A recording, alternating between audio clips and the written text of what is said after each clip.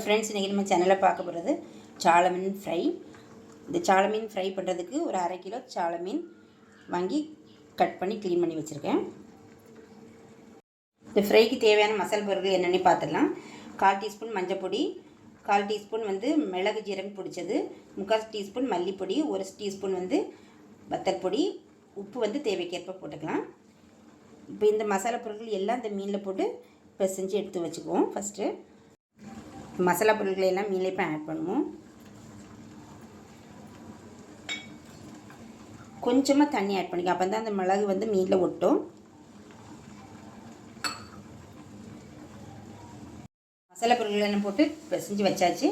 ஒரு 1/2 மணி நேரம் அப்படியே மூடி வைப்போம். 1/2 மணி நேரத்துக்கு பிறகு ஃப்ரை பண்ணி பார்க்கலாம். மீன் ஊற வச்சு 1/2 மணி நேரம் ஆச்சு. நம்ம ஃப்ரை பண்ண ஆரம்பிச்சிக்கலாம். அதுக்காக அடுப்பில் தோசை கல் வச்சு அதில் கல் சூடானோன்னா எண்ணெய் ஆட் பண்ணிடுவோம். இப்போ நம்ம மீனை 1 பை 1 போடலாம். அதில்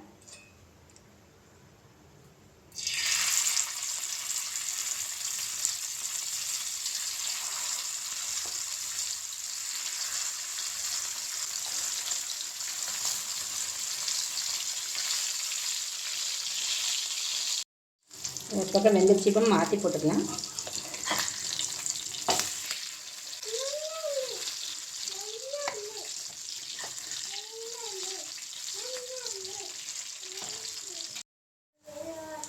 ஃப்ரையான போதும். இப்போ நம்ம எடுத்துடலாம்.